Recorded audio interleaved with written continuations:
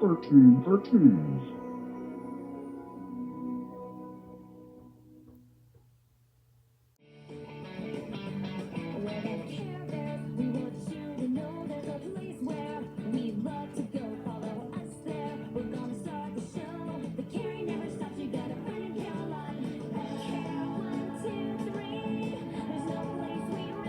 Hey, excuse me, princess.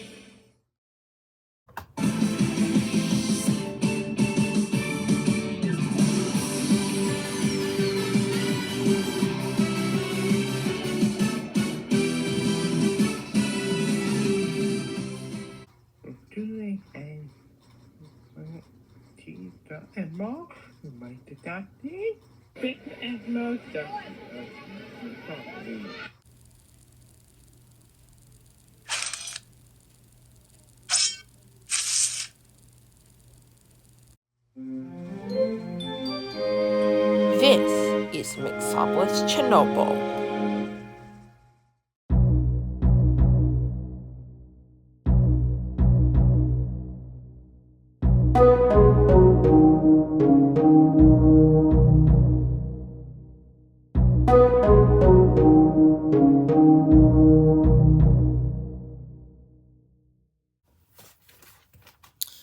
Hey there, folks.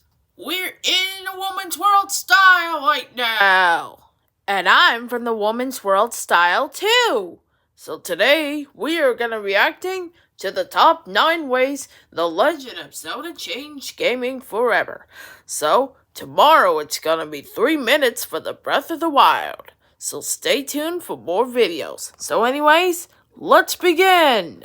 The year is 1986, and an unsuspecting world is about to be changed forever. Nintendo, a rapidly growing company in the video game industry, has just released a new game in Japan called The Legend of Zelda for its Famicom Disk System, and it's gaining notoriety fast. In just one short year, the company will release the game to the Western world on the Nintendo Entertainment System, unknowingly changing life as we know for good. 3 decades later, the world is a much different place, but the Zelda franchise remains strong, with a new installment just around the corner. Having influenced the industry in many ways throughout its lifetime, people around the world owe their childhoods and even careers to the many games of the Legend of Zelda. Go Legend of Zelda figures.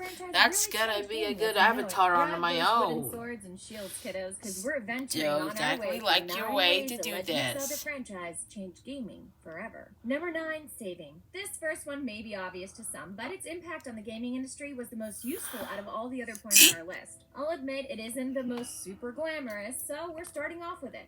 Save files. If you didn't know, pre-Legend of Zelda, there wasn't really much way of saving games on consoles. The tech just didn't exist. Games were made to be played in one sitting and would maybe track, some high scores.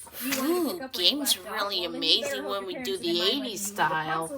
Very action about that. You were playing had those long level codes, Still a little bit crazy about things to do this. But thankfully, the innovators over Look at at good Steve. old Nintendo upended everything everyone knew by having a small amount of battery-powered RAM that could preserve progress. It's not the most elegant solution, I know. The battery will die out without some serious maintenance, and once it's gone, you don't just lose your save, but the ability to save. Still, it reshaped how we could design games and challenges when we didn't need to start from scratch. Number 8, silent protagonist in a talkative world. Link may not be the most talkative video game protagonist ever created, but he was one of the first to be relatable. The best part is that he did so without saying a word. Silent protagonists are all over the place, especially in Nintendo games.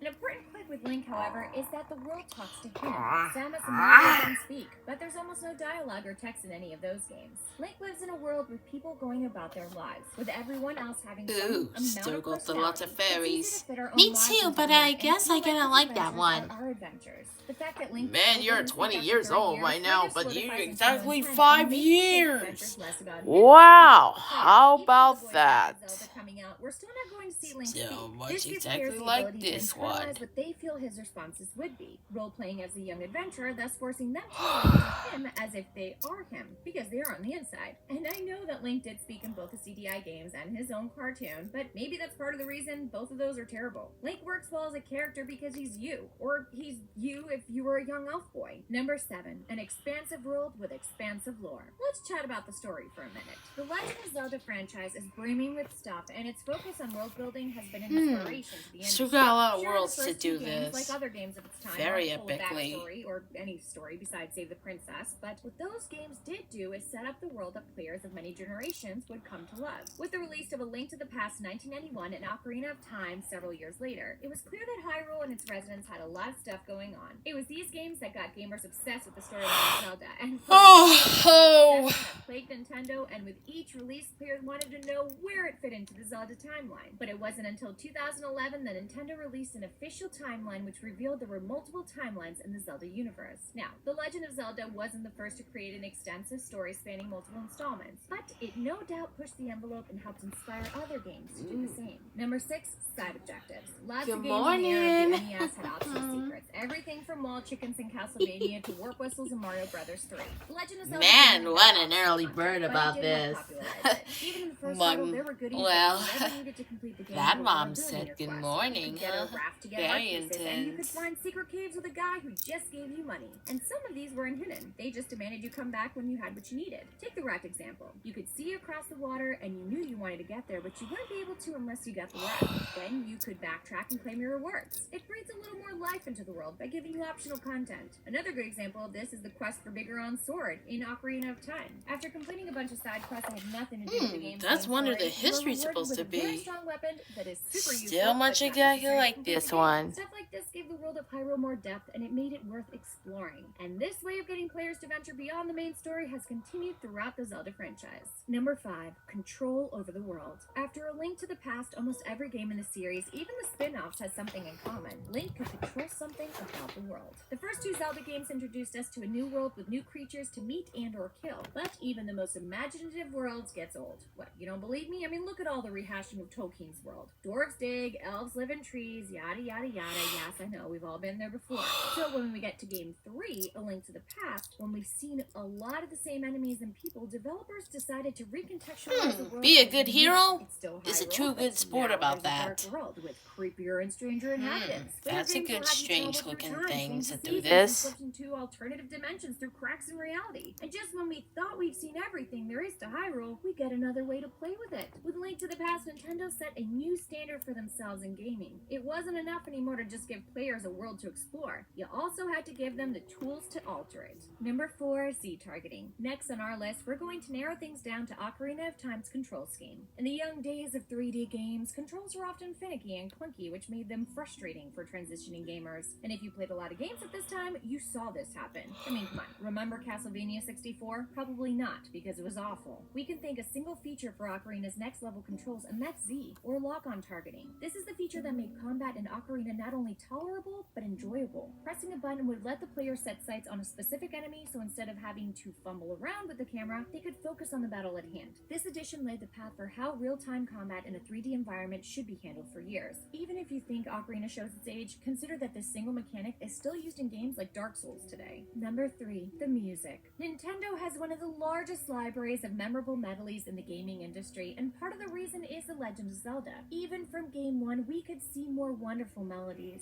Forget The Legend of Zelda for a minute. I want to talk about the legend of Koji Kondo, the composer on all of these games. That's a Even if good you've tune never played about the this. original Legend of Zelda, you know a lot of the music in this game. Why? Because they've used it over and over again. But even if they keep using the same enduring melodies, The Legend of Zelda didn't Too rest much on its laurels. exactly The like original this game one had on strong that melodies, harmony but on in that. Link to the Past, we That's could a see call how it that a melody show would tune become for a some sweeping point. composition, featuring different instruments and a percussion track. The emotional parts got a little bit more emotional, and the intense parts got a little more intense. Zelda wasn't the only game to try and do more with sound, but they were right there at the forefront, proving that games are a medium that could convey a full fantasy saga with a soundtrack to match. Number 2, puzzles. The second to last spot on the list goes to all Zelda games and their continued support of the good old-fashioned dungeon puzzle. Dungeons and adventure games in general can be boiled down to a maze or room after room of large amounts of enemies, but the Zelda franchise tends to have a fair balance of figuring out where to go, fighting off enemies, and taking a moment to look around and figure out what you have to do next. What makes Zelda puzzles so good in my eyes is their constant incorporation of items you found on your quest. Puzzles show you how you've grown over your journey, and all of the dungeons end in one of the greatest feeling kinds of puzzles, the boss fight, where the items you get in the dungeon becomes the beast's downfall. But how did this mastery of The design item applicable to video can at games? least a little Well, bit to downer start, for take a this quick look at that. all the action-adventure games to incorporate puzzles that followed Zelda. Secret of Mana, Jak and Daxter, Okami, and Darksiders, just to name a few. I'm not saying that without Zelda the genre wouldn't exist, but the series' success definitely spawned some interest. Number 1. Overworlds, Towns, and Dungeons. It's easy to look back at the NES era as one big amalgamation of games, but it turns out that games released years apart inspired each other. The Legend of Zelda came out pretty early, Man, and talk despite about the the fact that good most people repertoire remember on it as an this. adventure game, it Oh, also helped amazing inspire the about that. overworld and dungeon dichotomy that would come to define RPGs. Still Think of got top-down coming to my RPGs. life You on explore this. a big open area with several locations that contain either towns or dungeons. It's the bread and butter of early Final Fantasy games. But The Legend of Zelda and The Legend of Zelda 2, which featured towns and an overworld, were ahead of both Final Fantasy 1 and Dragon Warrior, and no doubt inspired those games. The Legend of Zelda will always have a lasting legacy in the adventure game genre, but some of its greatest contributions will be linked to RPGs. Well, there you have it. 9 ways The Legend of Zelda changed gaming forever. Well, that's it. So anyways, see you tomorrow. Well, that's all, folks. Good night. Thanks for watching.